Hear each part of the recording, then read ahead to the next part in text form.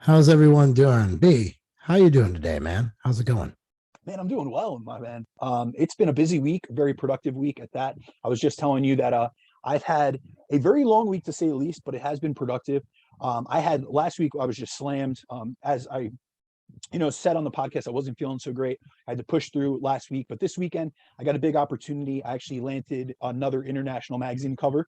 So I was very fortunate in that. But with that, with every, with great power or great opportunity comes great responsibility. So I ended up having a 60 question because I got a 12 to 14 page spread in an international magazine. But with that came a lot of content creation. So I ended up having to write it was 60 questions worth, going in depth on my background within this industry, from coaching to supplementation, to my coaching ideologies, what I see in this industry, what, things that I think could be improved upon, general advice to people. So it was a very extensive interview selection, but I was really fortunate in the fact that I was able to pick exactly what photos I wanted. I was able to collaborate with a close friend of mine. I want to give him a shout out, Gennaro Brigante. He's an IFBB pro who's retired from the game, but he's a photographer, and it's someone that we have a great relationship. We've done a lot of shoots over the years. So I was able to get him published. I think this is his first time in an international magazine. And then I was also able to get the opportunity to have this widespread where I can reach, thousands, if not more people, and really try to educate people from all around the world. So I'm very fortunate in that regard. And it's just another accomplishment. I always say, like, I don't do these things for me. Like, I don't go out for these magazine covers and things like for my own stroke my own ego. It's really, if I have kids, I want to be able to show them, some of the stuff that I did, but as well as I'm able to reach more people and just try to spread some education because, we're very fortunate, you and we're able to invest into our education. I always say that I've taken a good percentage of my income every year and reinvested into myself and my knowledge and my skills and the refinement of all three of those things. But not everyone has that. Not everyone has the expendable income to invest into their nutrition and their health, let alone into a coach, into a mentor, into an educator, into the seminar that we're going to this weekend. So I try to spread as much as possible. So that's really one of my goals. Dude, congratulations on that, man. Thank you, my man. There's no one more deserving than you for that. So that's awesome that you got it. See, man, my last 7 days have been cool. It was Memorial Day weekend. I went out and grabbed sushi with someone, then tracked along on a Jeep trail. She got stuck. Romantic. Yeah, she got stuck. I had to arm bar her out, so it was kind of funny. But nonetheless, that was a good time. Then Saturday, my friend Danny and we went out for a little bit, talk shop.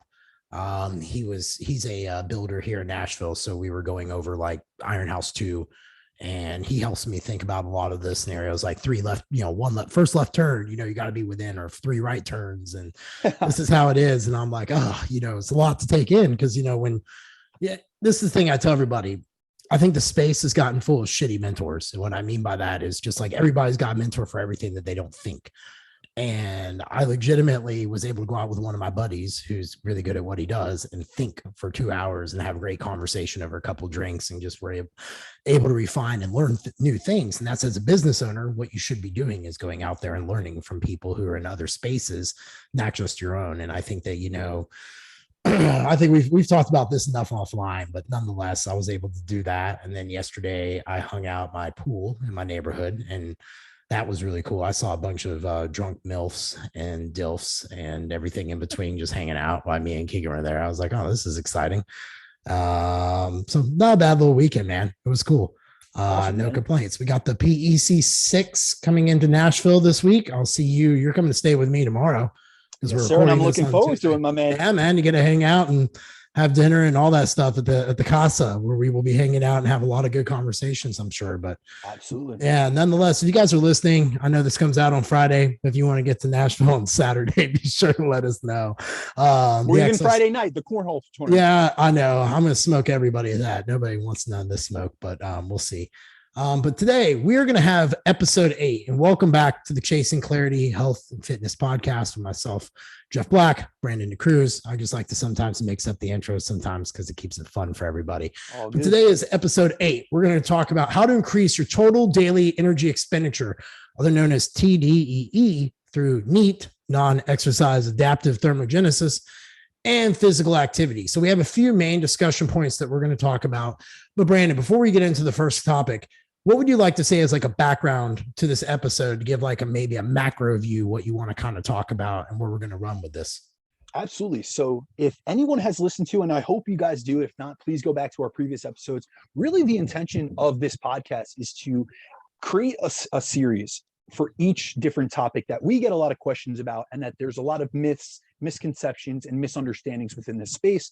So within our first series, we went over how to find your maintenance calories, the fallacies or the drawbacks of using online calculators. We brought in Lauren Conlon, who has done the research and has also applied it to our own clients. And now we're into our all things metabolism series. So essentially what we have done so far is cover the ins and outs of the science of metabolism. Then last week, what we really wanted to do is, I don't just want to give you guys information. We don't want to just give you guys research and things of that sort, because knowledge without application is useless. You can read all the books in the world, you can get mentorships, you can have all these fancy PMIDs, PubMed IDs on your Instagram posts, but if you don't know what to do with that information, it does nothing for you. And I see that a lot in this space. I see a lot of guys that have done little, it's almost like the business coaching space, and that'll be another topic we will cover. But I see a lot of guys in the space that they're the coach of coaches. They're the educator. But who have you coached? Because I've never seen a transformation. I've never seen you working with anyone. So that's something that it's nothing against. If you want to be an educator, by all means, go into academia and then do the research and then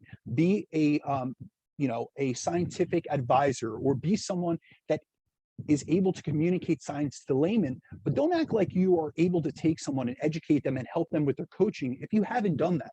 So really what Jeff and I are looking to do, and this is something that is one of my mottos within my coaching and within the context of my life, is to bridge the gap between information and application, and real world application at that. So what can you guys do within your own lives, or what are the benefits of certain interventions? So on last week's podcast, which was episode 7, we covered how to increase your metabolism, or your metabolic rate, and your total daily energy expenditure through specifically resistance training and aerobic training. So we spoke about intentional forms of training and how they can increase both your resting metabolic rate as well as the total amount of calories that you burn per day. However, we left out the non-exercise portion of the energy expenditure equation. So today we want to take an in-depth deep dive into how your NEAT and how your physical activity levels and how the movement within your lifestyle can drastically increase your metabolic rate, your metabolism, and your total daily energy expenditure, because that's another huge portion of the equation. And often within our space, we're so fitness and training centric. And I love that. I'm a former bodybuilder. I've competed 15 times over the years. I'm a big advocate for resistance training, aerobic training, and for all the beneficial adaptations that you can get from that. But I also work with a ton of lifestyle clients, and their intention isn't to be a bodybuilder. You know what I mean? They want to be healthy. They want to be lean. They want to maintain a lean muscular physique year round. And a big component of that has to come outside the gym, because we spend such a large amount of time outside the gym. And a lot of people neglect that aspect. So I want to go over NEAT. We're going to go over how both your NEAT and your physical activity levels can play a dramatic and a drastic impact on the amount of calories you burn per day, and thus the amount of calories that you guys can consume and maintain your body composition at. Because ultimately, most people come to me for a few reasons. It's either fat loss, or they want to maintain a lean, healthy physique. And the way that we do that is through certain interventions. And obviously, it's a heavy component on nutrition, but also it's the lifestyle modifications. It's your behaviors. It's your physical activity. It is your training as well. And those are things we're all going to cover. But I really think it's important to highlight some of the things in the industry that kind of get overlooked. And that's really my intention. If you guys ever hear me on a podcast, I generally go into topics that most people don't cover. I'm covering things like body fat overshooting, or I'm covering, the P ratio and stuff that a lot of people don't want to get into the nuances of. So I'll cover the unsexy topics, but I'm going to show you how dramatic and how drastic of an impact that they can have on your life, your health, and ultimately your body composition. I got a funny story for you. I actually had 2 different people message me that they were taking copper because their coaches saw me taking copper and told them to take it. And then when they had reactions to copper, I was asked why they had reactions to copper. And I'm like laughing. I'm like, I thought you were a mentor. You should know it all. So nonetheless, I think that that would be a great topic for us to talk about. And Jeff, not to put you on the spot, but remember what I said when we did the Q&A, the live Q&A. I said, we got to be hesitant about our recommendations. And that's why I never give supplementation recommendations. And you didn't give a milligram either, but it's so important as someone that has some credibility in the space or has some impact and influence. And guys, whenever we talk, and I just had this conversation with one of our listeners who has a massive Instagram account. She's a great girl, and she was asking me specific questions based on a podcast that I actually just got released on Friday with 2 of my friends, Jeremiah Bear and Jeff Hone. And she was asking me about building muscle on keto, and then comparing and contrasting what our current coach has her doing, which is somewhat keto-ish, but it's also like alternate day fasting, and it's a derivation. It's an amalgamation of all these different methodologies. And I told her, listen, when I get on a podcast, I get these questions, and they were a Q&A question, but I only had so much detail to work off of. So guys, realize that we have to speak in generalities on this podcast. We can't give specific recommendations. Both Jeff and I are very nuanced in terms of our assessments, in terms of our needs analysis of our own clients. So just because we recommend something and just because I might cite some research doesn't mean that that would be applicable to you. So really my goal, and this should be the goal of any mentor, and I always tell my mentorship clients this, my goal isn't to force your hand into believing something. It is to give you the information and the knowledge to make you a better critical thinker, so that you take in, the information that I've provided you with, you think more critically, and then you can analyze other data that you see, other information, and realize whether it's good and valuable information, whether it's applicable to yourself and your clientele, or if it's not. Yeah. Well, the coaches who've got mentors writing their workout programs, their diet programs, their supplementation, no one's thinking for them fucking selves. I'm like, you're just as bad as the client that says, tell me what to eat and I'll just go eat it. And I'm like, well, what are you going to do when you don't have that option? Absolutely, but that's, you know what, that's a lack of critical thinking skills right there, and a lack of effort and knowledge. And that's why there is such an oversaturation in this industry. But I always say this, and we've spoken about this numerous times on this podcast. My goal isn't to call other people out. Like, I don't need to, I have the utmost respect for Layne Norton, but he's essentially created a platform at this point. And I used to go to Layne Norton seminars prior to any of Instagram and YouTube and all that kind of stuff. But he's created a platform where he calls people out and he dispels myths. And he specifically targets certain people that have said, they've cherry picked data and things of that sort. They've dispelled, they've put out information that is incorrect. My goal isn't aligned with that. I don't need to criticize other people. Could I do that? 100%. I see people, and I'm sure you do as well, putting out different myths and misconceptions and putting their own twist on things that aren't accurate, but they're trying to, it's sexier for them to do so. However, my whole thing is I want to put out such good information that it gets everyone in this audience that's listening right now to critically think, all right, well, Brandon has a lot of evidence behind what he puts through. He's got the research, he's got the citations, he also has the applicable skills and the experience, having worked with over 1,000 people over the last 10 years. Let me think a little bit more about what this other person that's never coached anyone, really doesn't have any transformations or any credibility within the subsect of actually coaching people, and is putting out things that don't really sound evidence-based, and they never made a citation to it. And that's just what these are different opposing sides to presenting information. I just want you guys to think a little bit more critically, so that you could take what we're doing and what we're putting out in this podcast and really apply it to yourself and other people to the best benefit.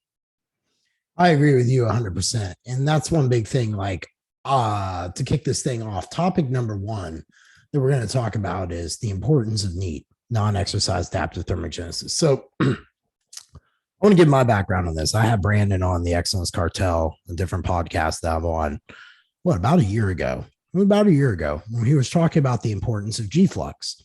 And every prep, I'd pretty much done 2 to 3 hours cardio, sucked life, hated it, miserable.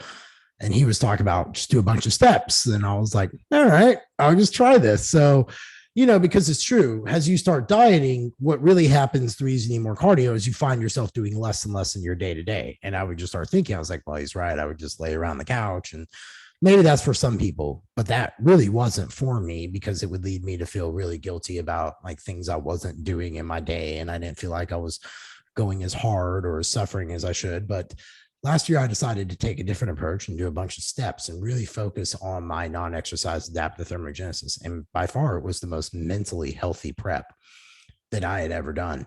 But I can say firsthand that in a fat loss phase, that is a huge one that most people overlook. And that's something, I even think in the building phase, most people overlook. They'll just suddenly, when they're trying to gain, they'll just stop doing anything they were doing before, and they'll just gain a shit ton of fat on top of it.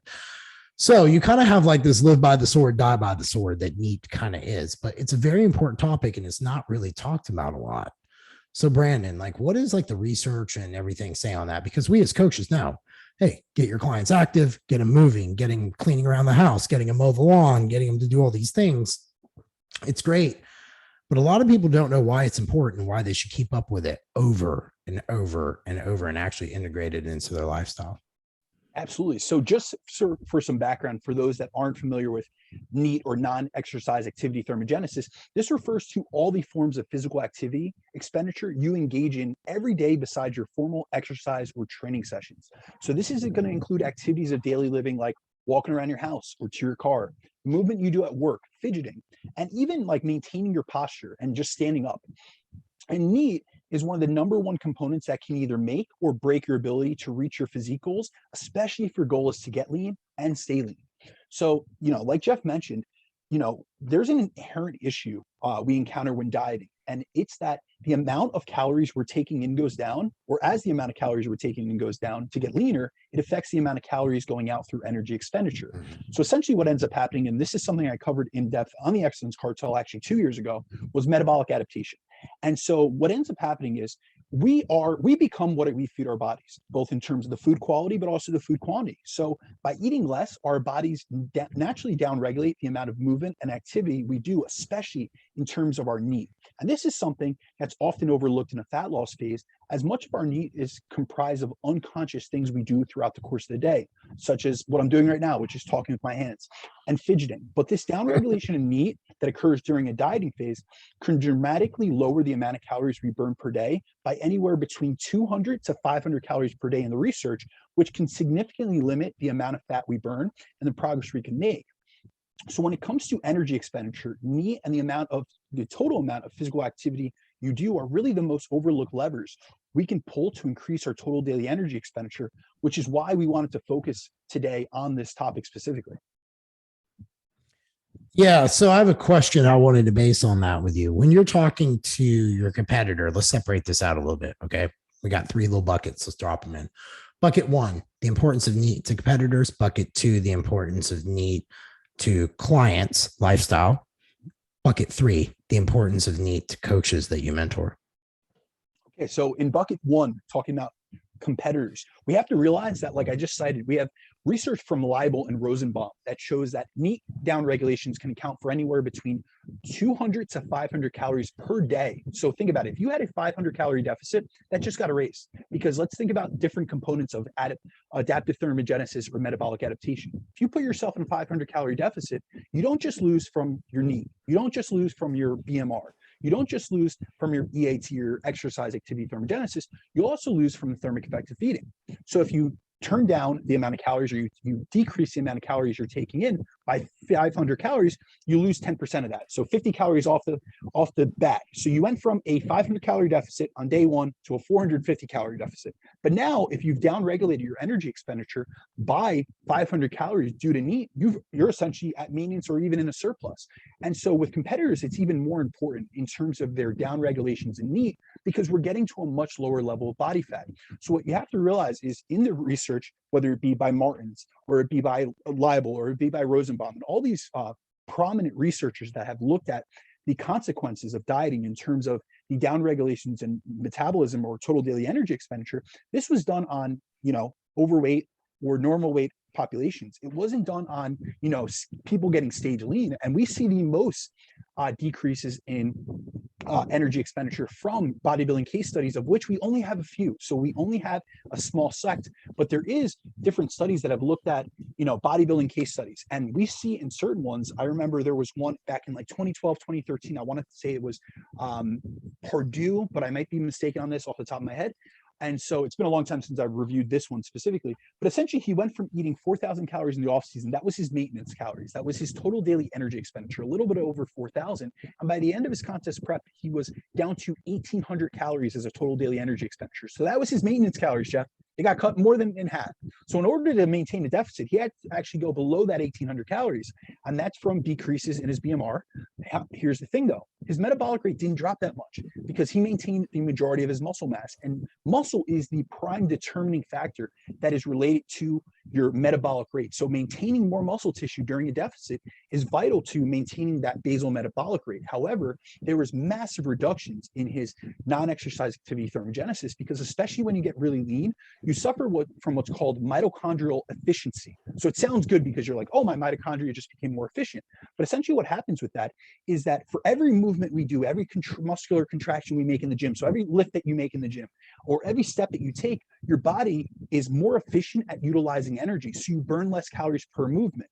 So essentially, every movement you're doing is you're becoming more efficient at it and burning less calories in the process. So with my competitors, NEAT is especially important because we're not only seeing unconscious down regulations, meaning you're not fidgeting as much, you're not moving as much. I'll tell you, there's certain things like, think about any competitor out there. I want you guys to think about it. How many times have you, been in a contest prep and really lean and wanted to go get your meal outside, or wanted to do the little things that you normally do throughout the course of the day? You start ordering more things on Amazon instead of going to the shop. You start not wanting to play. Like, I'll give you a prime example. A lot of guys will transition, or a lot of guys and girls will transition into using more machine work so they don't have to load plates. They don't want to load the leg press with 10 plates and have to strip it off at the end. I feel like you're attacking me. I feel like, hey, we've all been there though. I've been through this 15 times. So I'll tell you myself, I did a presentation a few years ago at bodybuilding.com headquarters, and I was a few weeks out from a contest prep or from a show, and they took a video of, Jeff knows this personally, I am very lively when I present. I mean, I'm moving, I'm moving up and down. I love presenting. I love being in front of people. I love being able to educate others. It's something I'm extremely passionate about. I speak way too fast, to be honest with you guys. I move too much. I'm hitting steps the whole time that I'm up there. But in the video, it was so funny because one of my coworkers, who was a former national level bodybuilder, was recording it for me for to prepare for future presentations. And he goes, dude, you didn't even blink as much as you usually do. Like, there was no, in my mind, I was giving my all, you know what I mean? But I just had nothing left. I was, I got DEXA'd a couple of weeks later, or I got measured on a BIA, and I was 4.2% body fat. I mean, I was skinless. And so with that, it's such a big component for competitors because it is down regulated so much, and every little calorie counts.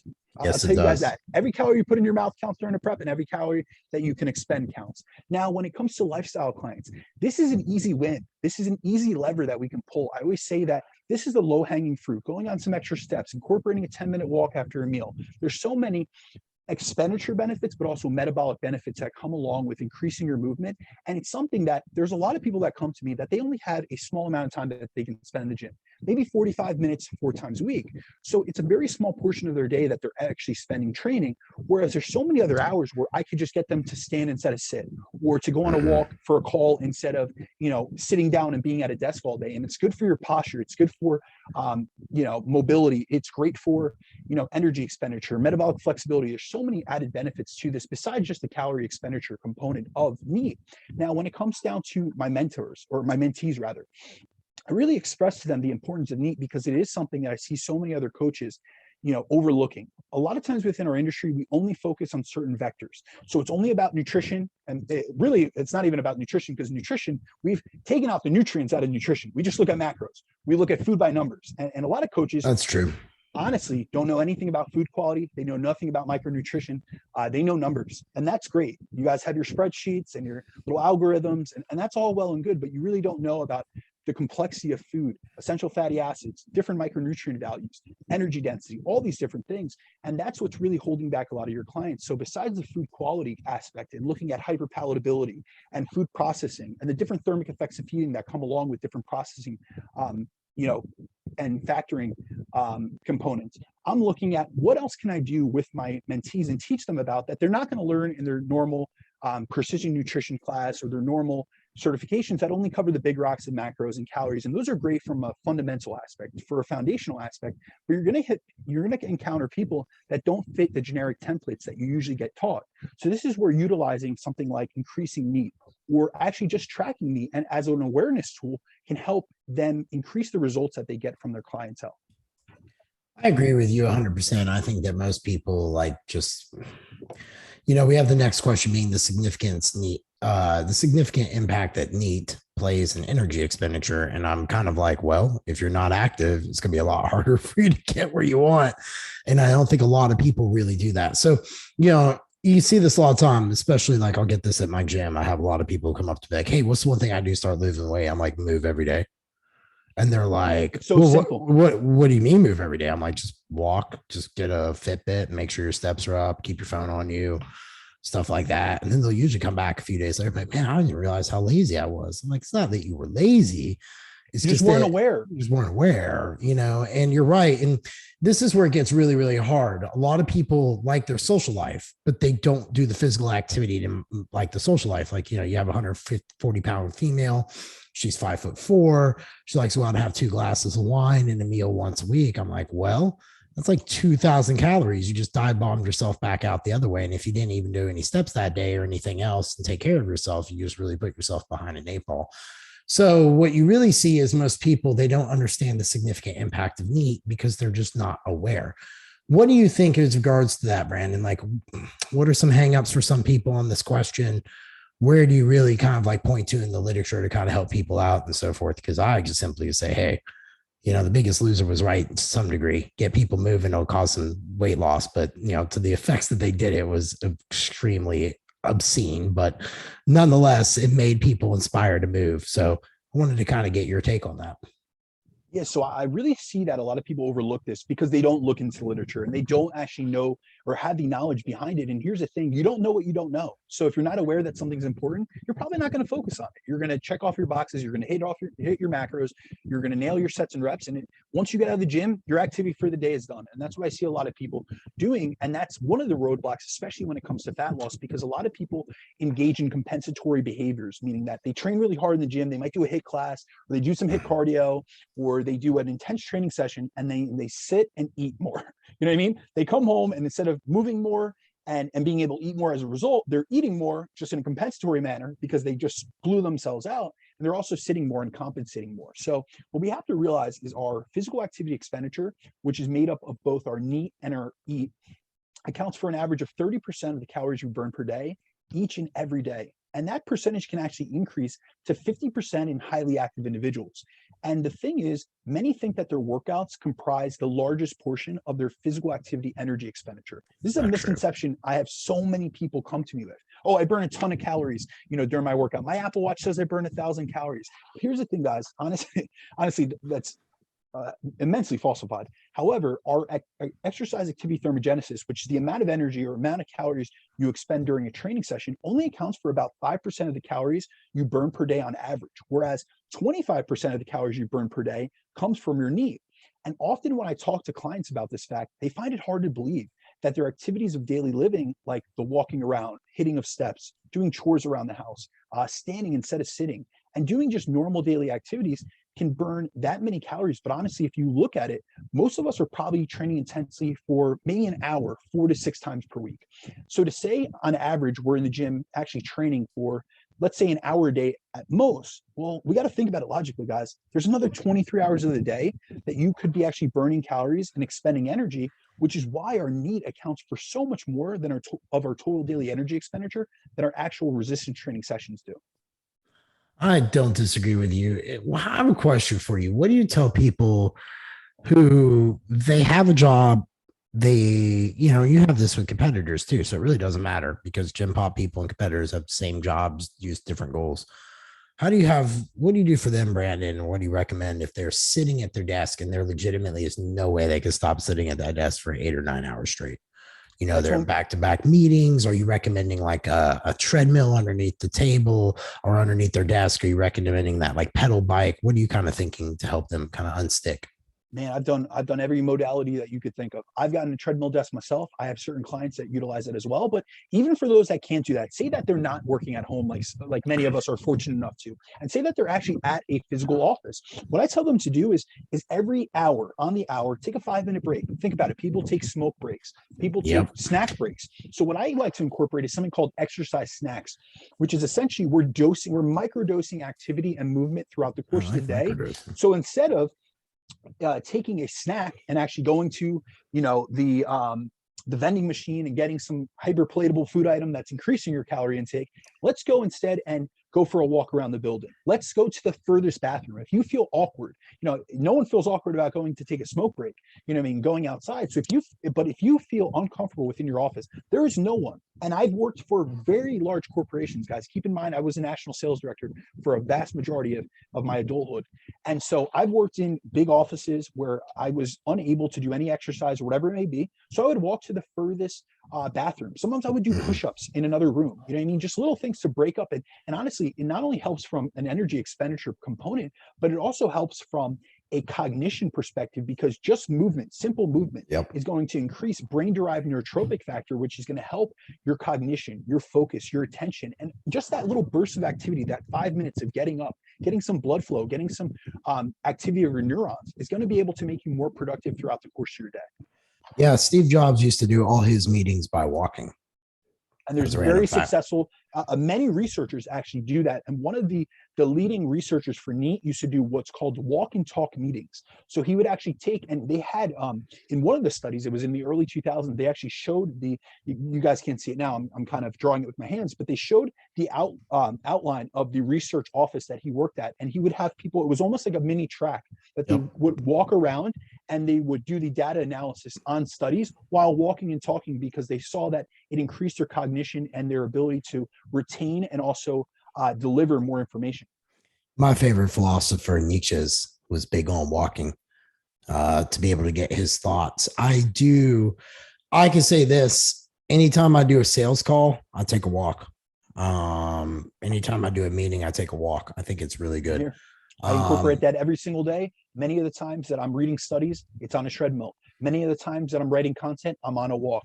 Most of my calls throughout the day, I'm either pacing in between, back and forth in my apartment, or I'm outside taking a walk out in the sunshine. Yep. And the big thing you guys got to remember here is walking's a gateway drug to flow. It helps you get into a state of flow. So I write a couple days a week. Wednesday being my longest writing session for my book. And I always get up and do my fasted cardio after usually 8.5, 9 hours of sleep. So that way I'm real refreshed, and I've already got that flow starting to happen. So when I take a shower, because I've been doing the cardio and reading, my mind's already ready to stimulate. But that's like a whole nother conversation for another day that we could go down with that. But let's talk about BMR, basal metabolic rate, versus non-exercise adaptive thermogenesis on energy expenditure, because I know that there is a difference between the two, and it's probably better explained by B, and then I'll just pepper in like I usually do. B's the guy who likes all the data and the research. I've just got bookshelves worth of shit I just remembered over time. So two different ways to do it. Well, here's the thing, my man. The reason I want to cover this is because there's a misconception in this industry, and I find this with many clients. There's a misconception that a person's metabolic rate is the primary reason why they notice that someone else of a similar body weight can maintain their weight eating a far higher amount of calories per day. But that isn't the case. And I'm sure you're familiar with this, Jeff. You'll have a client that comes to you, and it's two female clients, maybe they're friends, and they always are comparing one another. And this is the worst thing about calorie flexing on the gram. People are always, flexing how much they can eat and stay lean. And people are looking at other people's macros and calorie amounts and not realizing, hey, what is their activity like? All they're looking at is their body composition. They're saying, well, he's 200 pounds or she's 130 pounds and she can eat such and such amount of calories more than me.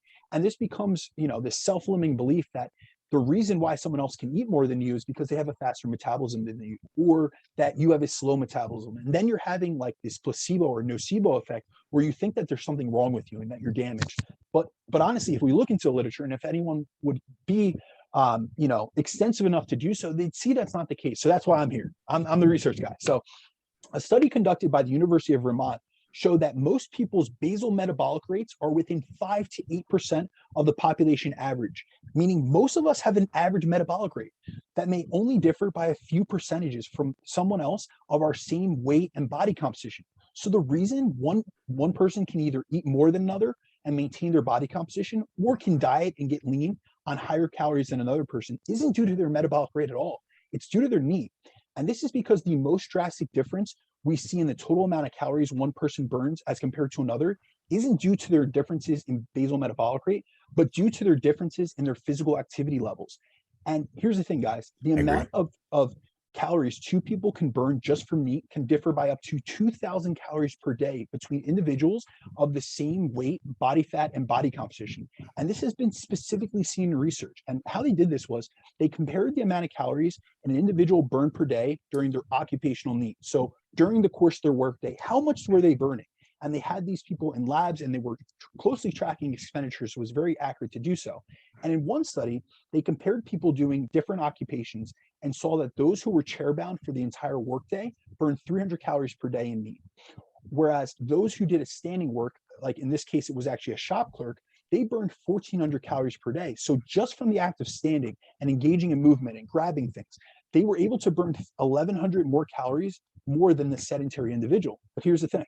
Then when they looked at individuals who did manual labor, so someone that had a laborious job, labor-intensive job, they saw that they averaged 2,300 calories per day in NEAT. So they burned 2,000 more calories per day than the sedentary worker. And that's where we get that 2,000 calorie difference between individuals just based on their activities of daily living, essentially.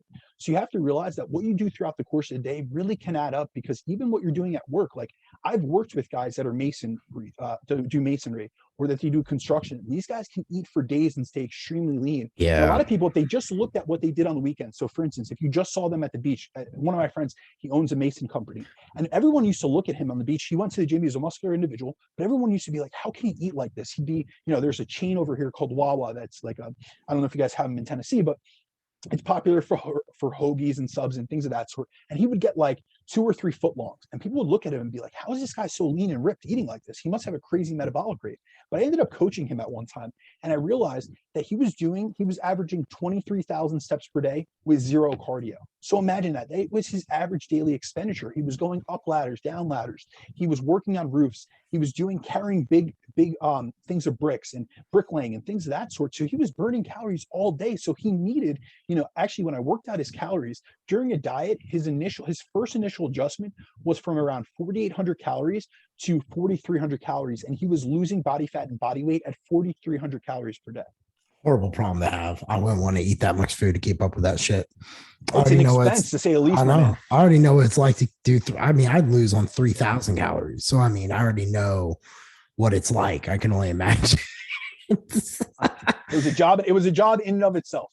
Yeah. And that's like the big thing. Most people just don't understand. Like the food today is just bad. Like it's hard to eat out and get good options. Brandon is a prime example. Like, we'll go out to eat and he literally will have exactly what he wants already known, or he'll take a meal with him. I've seen that a few times out of him. Absolutely. And that's a big thing. And it's just varying seasons of your life, and you just have to depend upon where you're at. But the biggest thing is I could eat off because I'm a very active person and be able to have a meal and it doesn't hurt me because I'm moving around the gym all day and things like that. So it's context. And I'm glad you brought that up, because most people be like, oh, I wish she has metabolism. I'm like, well, that's true. Some people do have great thyroid hormones and some great hormone levels overall, but they also move a shit ton.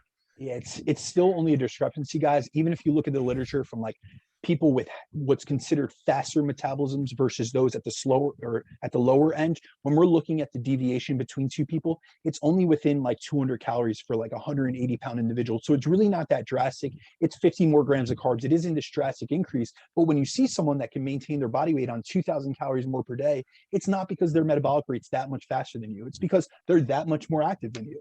Yeah. So when they were measuring it hormonally, were they drawing T3, T4 in the studies, or were they just like, what was the markers that they were pulling to say hormonally there wasn't that much of a difference? So they looked specifically at NEAT. In these specific studies, they didn't look at hormone markers. The University of Vermont study was looking exclusively at BMR as measured by indirect calorimetry. Okay, cool. All right. Well, that actually helps a lot.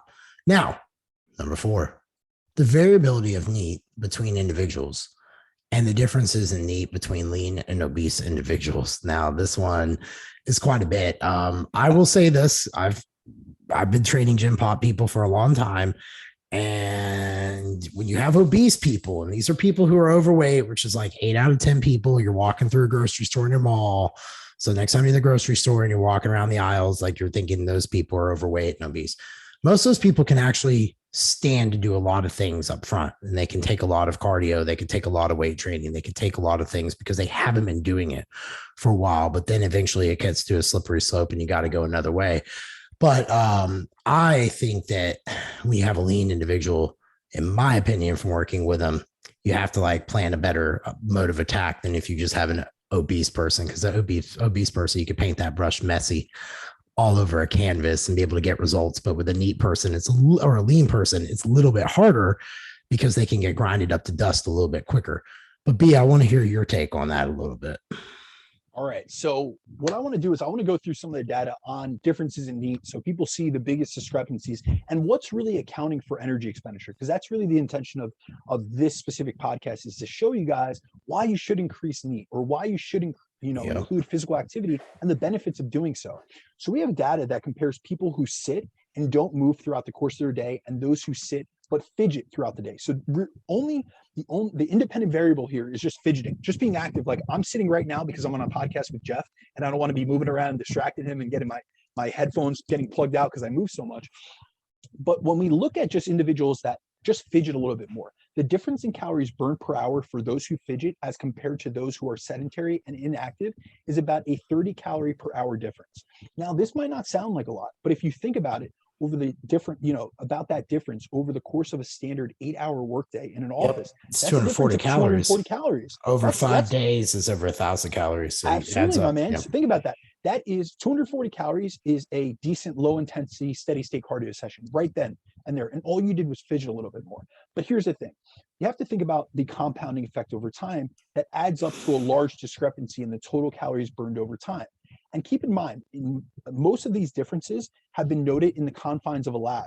So when we extrapolate that out to free living conditions, meaning in the real world where people have greater access and freedom to move around as they please, these small differences become even larger and more significant.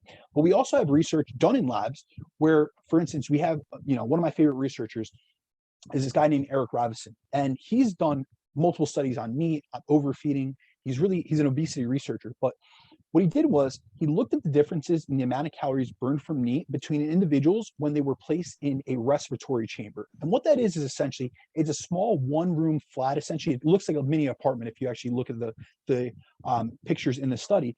And it measures energy expenditure very accurately. And what he found was NEAT accounted for a difference of up to 700 calories between individuals who were confined in the same size room. So some only burned 100 calories per day via NEAT, and others burned 800 calories in a day from NEAT. And that's a massive variation, seeing as they were confined to one room all day. That's all they did. They sat there and they watched TV. But some people sat there and fidgeted or got up and stood up. And so this is a massive, difference in between calorie expenditures. And, this is in the confines of a room. So imagine if you take that out into the real world, someone that sits all day and then someone that's active and he's going to the shop and he's walking around laps throughout the course of his workout and he's going on walks. I mean, it's a huge amount of difference that you could see just by increasing your energy expenditure through physical activity.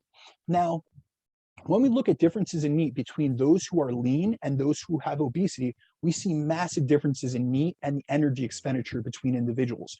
So in the early 2000s, Levine, who's the main researcher on NEAT, who actually coined the term NEAT, did a study where he took 12 or 20 self-proclaimed couch potatoes. And essentially what he did was he divided them into a lean and obese group based on their baseline body composition. So he took body, anthropometric measurements, and he saw their body fat percentage. And what he did was he separated them out. So it ended up being 10 of each. So 10 lean individuals and 10 obese individuals. And then over the course of a 10-day study, he tracked their NEAT levels and their energy expenditure.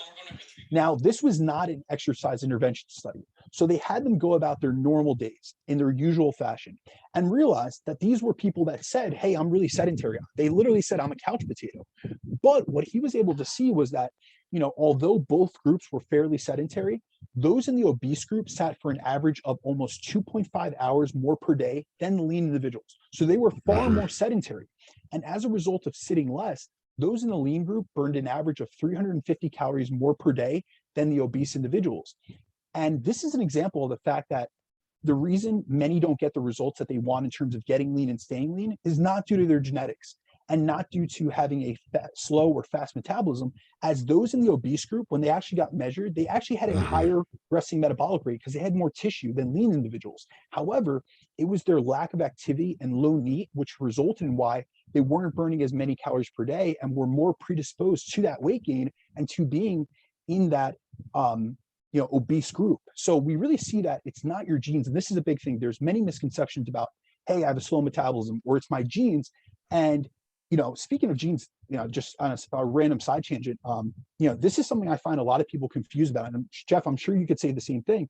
I was actually just looking into recently for a client he's under this self-limiting belief, to be honest with you, that he's destined to hold more body fat due to his genetics and the fact that he thinks he has a slow metabolism.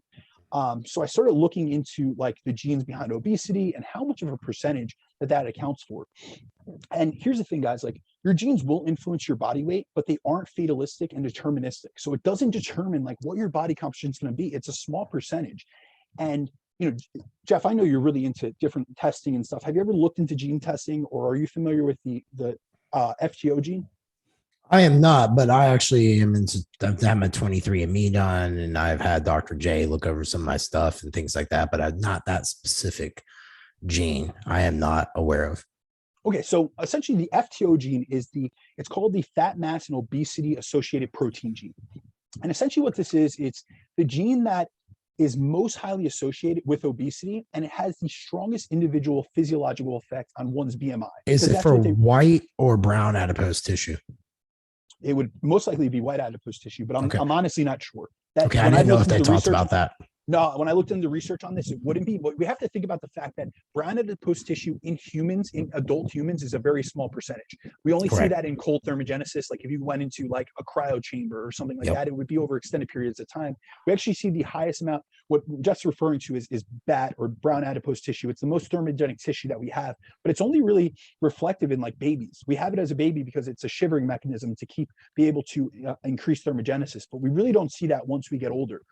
Do you know, I read this, interrupt real quick. I read this interesting theory this guy would propose once, that modern AC and heat has contribution to fat gain in the obesity epidemic, because you don't shiver and you don't sweat like you used to, because most people want to get in a car and cool it right down, or get in a house and cool it right down, or things like that. I was like, makes sense. A small amount of data that shows if you really cool your house, you can burn more calories as a result of the essentially cold thermogenesis, or if you do really long cold showers. But it's stuff it's really not applicable. Like they have these small research studies where they'll really, they'll punish these people. It's like 90 minutes in a cryo chamber. It's things that we would never do in our day-to-day life. So I don't think it's really applicable, because you burn for the discomfort that you have to endure to burn this little amount of calories. It's really not beneficial. It's not something someone's going to do long term and actually get an adaptation from. And that's the big thing, though. Like you just pointed out, when you look at the research, some of the stuff is like you have to take it and look at the applicable. Like, can I actually apply this? Because they'll beat the shit out of people, like you said. A lot of people are abstract warriors. They look at the abstract, they look at the conclusion, they say, look, this proves this. And they don't go through the methods. And that's something that I find that I actually don't read abstracts before I go into a study. If I hear that there's smart man, I go through the discussions, I go through the methodology. I want to see really what do they do, and is this applicable to the clientele that I work with? Because there's a protocol where it's an approach that none of my clients or myself could ever do or ever engage in. It's like, this is not what's called, there's no external validity, meaning I couldn't apply it, or it's both called external and ecological validity, meaning we can't apply it to the real world and see that it works. In the confines of a lab, a metabolic ward where they're feeding everyone, every single thing, every drop of calories that they're eating or every nugget of food, and they're watching over their energy expenditure and their exercise, that may work in a lab setting, but that doesn't work when it's tried to be transferred into the real world. But when it comes down to genes, I got into kind of a rabbit hole this past week, because I had a client, and like I was saying, he has a self-limiting belief around his genes. And so I looked into the FTO gene, which is the gene most associated with obesity. So it shows that you will have an increased risk. And so, in my mind, I'm thinking, all right, well, this must be drastic, man. But when you look into it, this is super interesting. If you have the A copy, which people refer to as the bad FTO allele, your BMI has the potential to increase by 0.2 to 0.3. So 0.2 to 0.3. Now, if you have 2 copies of the gene, that's the most you could have. The most you could have of this FTO gene is 2 copies of it. It increases the risk of increasing your BMI by 0.4 to 0.6. And now here's the thing. There are individuals who have all the polymorphisms or gene SNPs associated with a higher risk of obesity, yet have normal BMIs. And we actually have studies that look at this and extrapolate this out. So there was a study that I found after the initial FTO study that included the FTO gene. And it was by Willer. And what he looked at was 8 SNPs or SNPs that were most associated with obesity. So what are the 8 genotypes that are most linked to you having an increased risk of developing obesity? And so they took the multiple SNPs and they applied it to this large database. And what they found was, now that when they looked at those with the highest risk of obesity, like in terms of their genes, compared to those with the lowest risk based on their genotypes, they found that those with the worst genes for obesity had an average BMI increase of 1.4, which is next to nothing, and an increased risk of obesity of roughly 13%. So think about it. Like, this is very minuscule. People will say, genetics, it's 70% genetics, or, it's this huge, large, the vast majority of things. And really, when it comes down to obesity, we don't see that like in the data. So the influence of your genes on your risk of obesity is around 13%. And even in the study, they literally quote this, that, or something along the lines of 87% is predicted by your lifestyle and environment. And they actually had a reanalysis of this data set, and it was by Wood et al. And when he analyzed this data and divided people into groups based on their genotypes, including those eight SNPs that were most associated with a person's likelihood to be at risk for obesity, a person's obesity score based on their genes only accounted for 2% of their BMI. So think about that. So if you had a 20 BMI, and that would be considered healthy.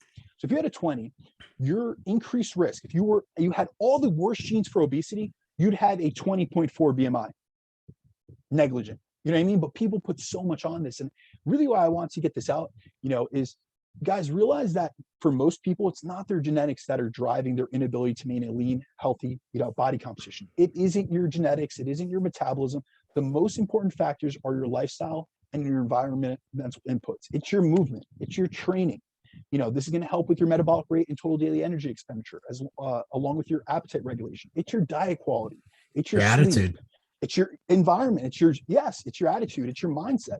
So there's so many other things. I didn't mean to go on this tangent, but I felt that, just speaking about the concept of metabolic rate and how people have a lot of misconceptions around their metabolic rate holding them back. Guys, realize things are only going to hold you back if it's in your mind that they're holding you back, because then you're going to have a defeatist attitude, and you're going to be more susceptible to falling off the wagon or saying, oh, this doesn't matter, or I don't need to do this because I'm already, preset to be, a higher body fat than I want, or I'm not able to lose fat as effectively as so-and-so because they have a faster metabolic rate than me.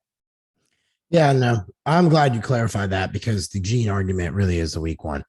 100%. Usually once you get people, and don't get me wrong, I mean, some people do have some like twisted genes. I'm one of them because I got a brittle bone disease, so I understand the gene thing, but it does play a role, don't get me wrong, but think about your mindset. You've been able to do so much because you've never let it be a self-limiting belief. You never said, 100%. oh, well, I have a brittle bone disease, so I can't do X.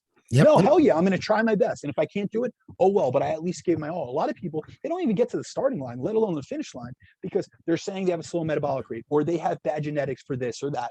Yes, your genetics have an impact, but your lack of, execution, your lack of focus, your lack of drive is really what's holding you back more than anything else. Yeah. And I'll be honest with you, people's lack of ability to work through pain and discomfort's another one. Because I'll get people all the time. They're like, well, I hurt. I'm like, well, you haven't used your body in God knows however fucking long. So yeah, it's going to hurt. You know what I mean? Like, sorry to tell you. You don't lose it, you lose it. Yeah. And you also have that. Like, they're just people like, when you're trying to get a body and you're trying to get health, there's going to be a lot of days that you don't want to do it, don't feel like doing it. You have injuries that are flaming up and other stuff. And you still got to do it. And that really matters. And I think that when people are more active, they tend to get through things rather than just sitting around, letting it hit them and just being like, poor old pitiful me. It's almost like everybody's in a race to see who's more fucked up and hurt more than the other and who's more of a victim nowadays. But that's for a whole nother conversation. I'm glad you dispelled the G myth there, basically, hit the long and short. The last one we have today, ladies and gentlemen, because we talk deep, we like to make sure we keep it right at an hour, will be how physical activity and NEAT increases your total daily energy expenditure. All right. So overall, your physical activity is the main and major driver of your total daily energy expenditure. Here's the thing, guys. If you just try to be a little more intentional about your activity, it can make a massive difference in the amount of calories you burn per day. For example, if you were to go from sitting to standing, it can burn about an extra calorie per minute, which may not seem like a lot. But when you consider that the average person can go from burning 640 calories, sitting at their desk for an 8-hour work shift, to almost 1,200 calories by simply just standing and fidgeting for those exact same hours, you realize how much these little things add up. Now, say you were to go from sitting for your entire workday to walking at 1 mile per hour, which is literally the starting speed of a treadmill. If you turn on the treadmill, that's the first speed that you can get to. So it's literally walking at a snail's pace, and it's slower than any activity that you would ever do. You wouldn't even walk your house at 1 mile per hour. No. You could go from burning 80 calories per hour seated to 197 calories an hour. So you go from burning 640 calories in an 8-hour workday to almost 1,600 calories. And now say you're a little bit more ambitious. You're someone like Jeff or myself, and you decide to spend part of your day using a treadmill desk. and going a bit quicker than the starting speed of a treadmill. So say that you go to 2 miles per hour, you will take your energy expenditure from 80 calories per hour when seated to 235 calories per hour, as just slowly walking at 2 miles per hour burns about 3 times the amount of calories in an hour than sitting does. Now, here's the thing. I realize that most aren't going to want to be active their entire day, especially their entire work day, especially if you're used to being glued to your desk chair all day. But even just a small increase in physical activity can drive up your NEAT and have profound benefits. And we see in research, in tons of research, that maintaining high levels of physical activity has been shown to be one of the key predictors of both fat loss success as well as fat loss maintenance. And that's really what we have a problem with. It's and not the that we have more a problem active, getting lean. and the more active you are, the better chances of a longer, healthier life too. It lowers 100%. all-cause mortality or mortality. Sorry. Absolutely. No, you're 100% right. Especially it's going to lower CVD risk. It's going to lower risk of issues with insulin resistance and diabetes. And there was even a recent study done by Martin. They looked at different levels of physical activity and how it impacted subjects' body weight and body fat levels without any control of their diet. So all they did was they had them come into a lab. They did an exercise intervention. They added steps to their day, and they monitored and observed their intake, but they didn't have any dietary intervention where they said you have to cut calories or you have to increase calories. They just wanted to observe what they ate and monitor it. Right. And even those in the low activity group who were really sedentary and averaging about 6,500 steps at the start of the study, they found that just by increasing their steps by just 2,000 per day, they were able to increase their energy intake by 100 to 120 calories per day. And now keep in mind, they started eating more as a result because they weren't controlling their diet. So all they did, researchers observed them increase their calorie intake by 100 to 120 per day, and they either lost body fat or remained weight stable throughout the entire 6-month study. We're talking 2,000 steps per day. That's less than 20 minutes, guys, of more activity per day, and that's something all of us can fit into our schedules. Yep. So even just if you guys don't know where to start, if you're sedentary, you're sitting at home, or you're in an office all day, even just the act of taking a 10-minute walk in the morning and a 10-minute walk post-meal can increase your energy expenditure to the point that you can eat more, you can stay lean, and possibly get leaner as a result. One thing I wanted to point out, this is interesting. A lot of cultures, like you have Indian culture, European culture, places, those diet cultures more overseas, they walk after dinner and things like that. And that is something I can say that I did with my prep last year. Every meal, I walked 15 minutes after every single meal. And look at your blood glucose now. No, it's great. No, it's always like that. But the biggest thing is, I can say what it really did for me, anything, was more mental health, because those little breaks every couple hours really charged me, and it didn't make me feel like I was suffering along this journey of trying to have this health and fitness that I want, because most people tend to always talk about that, that it's hard or it's too much work or this or that. And it's just a matter of really finding where in your day-to-day with clients, or if you're a client listening, really where you can win and double down for yourself. There are times that you can do that, and there are going to be times that you cannot. And when you cannot, you have to still think outside the box and figure out how to get it done. But I feel like today we covered a damn good one on this topic, as far as people understanding the importance of NEAT, and that it's not so much my genes or my schedule, or it's literally just like you have to figure out how to be more active. And that's a big thing. And it's easy. Like I said, 2,000 steps per day can have a noticeable and tangible benefit, guys. Really, why I like enforcing, I've seen this with hundreds of clients. I've increased their NEAT, I've increased their energy flux. A lot of people know me as the energy flux guy. We will do an in-depth podcast on that topic in general. However, really my intention is to empower you guys through this information, to give you guys both the knowledge that Jeff and I have gained in the trenches with both ourselves and hundreds of clients, but also the research behind it, so that you could see it's not just this one-off thing, and it's these little wins that you guys can pick up throughout the day. And I want to empower you with the information, but also the application behind it, and really show you guys that these little things, these little low-hanging fruit that you could reach for and easily grab, if you're willing to, can have a massive impact on your health, on your vitality, on your body composition, on your ability to reach your goals, and just be able to step past, literally and figuratively, step past some of the self-limiting beliefs you have and really step into the best version of yourself. 100%. Bro, where can everybody find you at and give you a follow?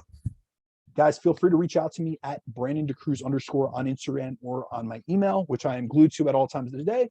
BDeCruzFitness@gmail.com. Anyone who's going to be out at the PC, please come see Jeff and myself. We love engaging with people. You know, anyone that's messaging me on Instagram, they know that I always try to get back to them, and I'm pretty nuanced in my conversations, but I love meeting people in person. So I would love to meet any and all listeners that are going to be at the PC. We cannot wait to see you, meet you, and be able to engage with you and invite us into you guys into our family and into our network.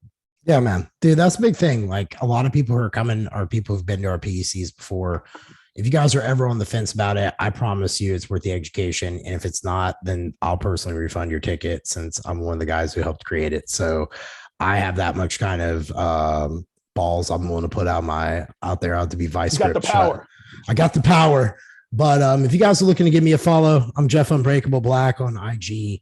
That's pretty much where I put all my information now. I don't like Facebook as much just because people put their opinions out there too much. And I'm just like, well, anyway, judgment. But dude, I look forward to seeing you tomorrow. I'm going to put this podcast out a day earlier than normal, but if you guys would give us a review, give us a share. You can review on Spotify, you can review on iTunes. It does help us, share us, get us out there. We really would appreciate it. You guys have been doing great, and we just want to keep spreading the word. So you guys find value, be sure to share it. And if not, well, we'll just work harder, I guess. But you guys are going to love some. Provide us feedback if not. Yep. Hell yeah. No, we can always get better. That's what we like. But well, that's it for the day, man. Are you looking forward to your day? Absolutely, man. Can't wait to see you tomorrow. I can't wait either. All right, guys. Well, we'll catch you all next week with another topic following up on this. Y'all have yourself a great one. Bye.